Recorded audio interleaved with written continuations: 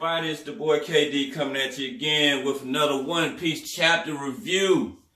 I have to say this week, this chapter did not let me down. Oda came through for us. Big time. Big time. Sanji, I gotta say, in my opinion, Sanji actually picked up the W. Now, of course, we all know how chapters run. And if you don't know how chapters run, you haven't read one before, I ain't gonna say start with this one per se because you might be a little bit lost, but you can definitely go start reading some chapters right now and you'll understand how chapters run. And, things might turn around, but I don't see it going bad for Sanji after this one because to me, Sanji he finally picked up a good W in this one. You know what I'm saying? So let me get into the chapter so you can know exactly what went down. Alright, this week we opened up with, our cover panel. It was requested that somebody wanted Oda to draw Nami and Zeus, have it rain, while frogs dance and sing in the rain. I'm not quite sure where that one came from. I'm not sure how they came up with that idea, why they wanted that. But, it's nice to look at, I guess. I didn't care either way for it. But, to each their own. To each their own. If you like frogs, by all means, hey, this is the cover page that you wanted to see. But going on from that, we open up with the boy Sanji still with the raised suit hand in hand.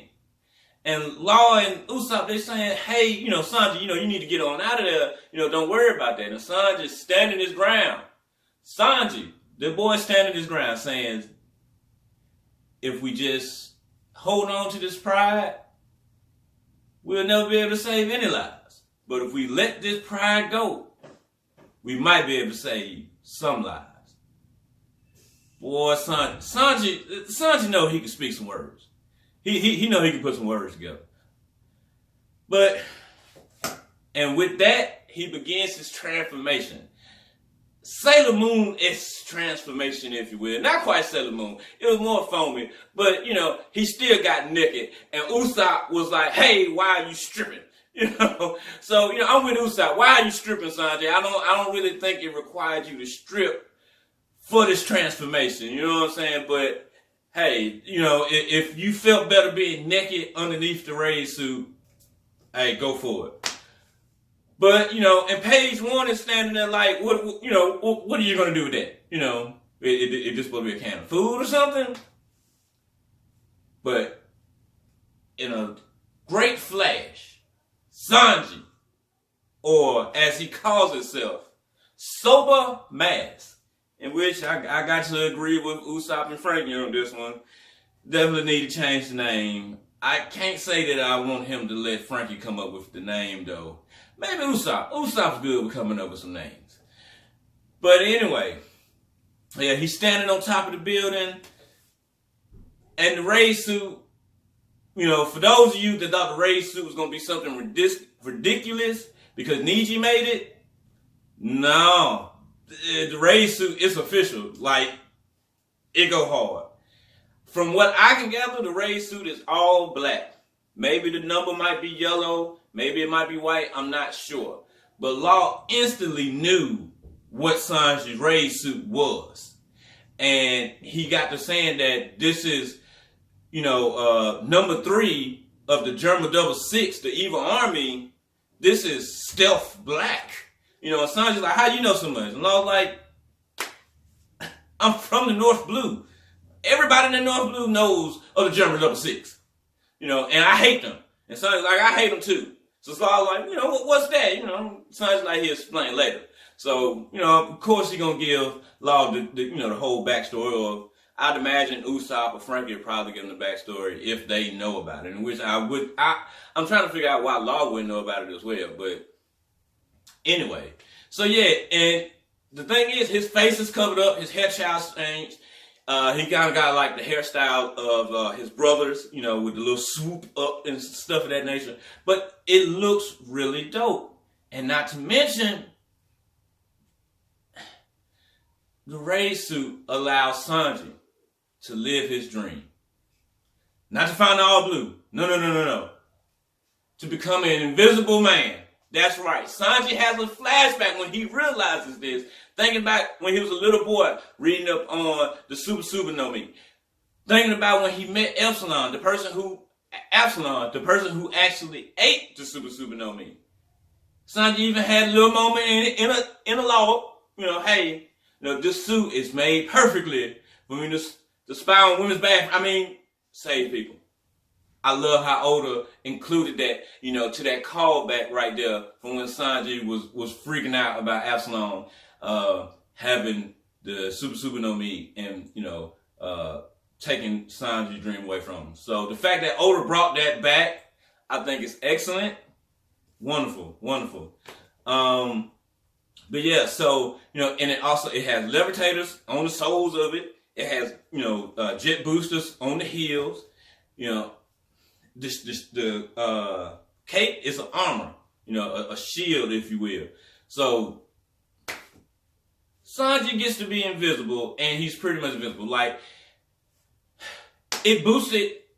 I would guarantee that it boosted his strength because, like Niji said, was it Niji or Yonji?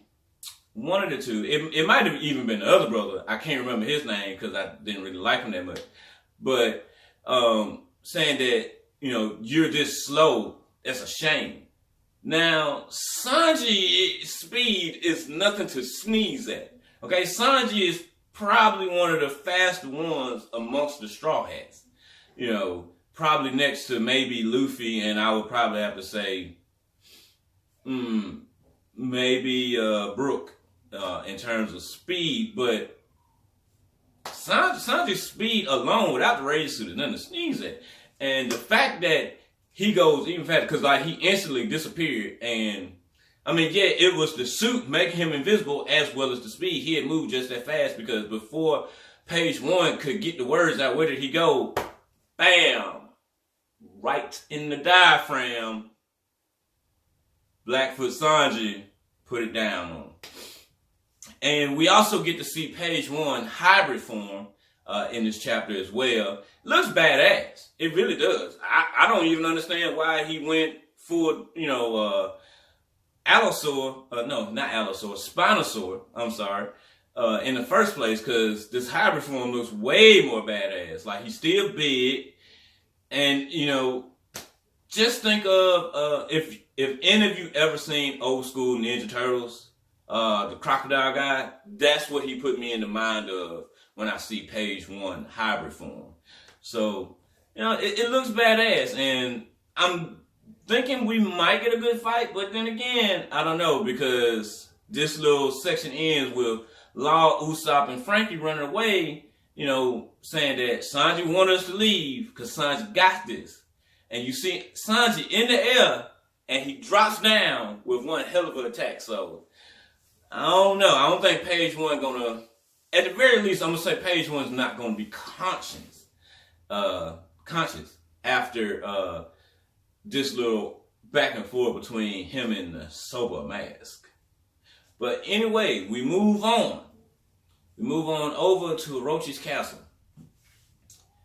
Now, they still having their little party and stuff. He's dancing with the geishas and everything of that nature, enjoying himself. And we cut over to Robin, who's searching around for, some information. Mainly, being Robin, trying to find a plunging glyph or something of that nature. And she's looking for a secret room, and she get caught by 12 ninjas. They're called the Obi-Wan ninjas. That's what they're called. They all look unique, so you can guarantee that there will be some sort of fight in the upcoming later chapters. I can't imagine who they're gonna fight. I'd imagine that it's probably gonna be some smaller characters that are playing a role in the Wano arc that's gonna be on the rebellion side or the samurai side, if you will, in terms of the war that's from the ensued Wano country. But like I said, they all look unique. I'd imagine that they got some nice powers. But yeah, and so she gets caught by them.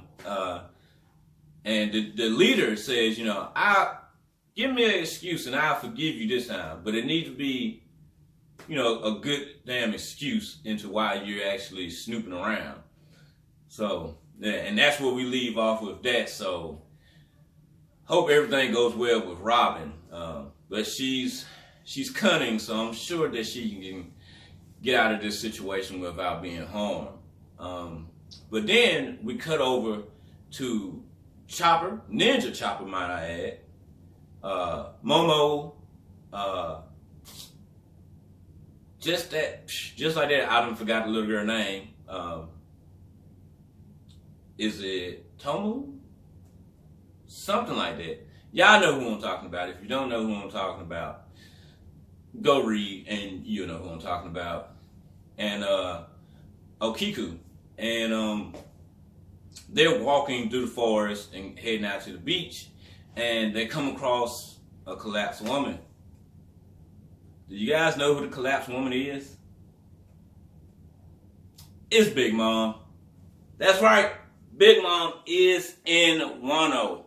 So her falling off the boat, falling down the waterfall, I'd imagine some kind of way she ended up coming back up. I'd imagine that a koi fish probably, grabbed her up and brought her up or something. I don't know. But either way, she's passed out on the beach. And everybody's trying to figure out who she is, because you got to think about it. The only person that knows who she is Chopper, in which he's panicking. He's freaking out. He's saying, yo, we need to leave her alone. Don't worry about helping her. Let's get the hell out of here. Well, he's Chopper. He's not saying let's get the hell out of here, but he's saying, shh, I'll tell you all about this later on. Just think of it as this. She's in the same league as Kaido, so we need to get away from her. But before they can, she wakes up asking, where the hell am I? Who am I? Who? Oh, Lord. Big Mom got amnesia. And Chopper is shocked. Chopper's like, Nani? Yo, me personally, I have to say this. I'm more so believing this is that crutch that Oda was looking for.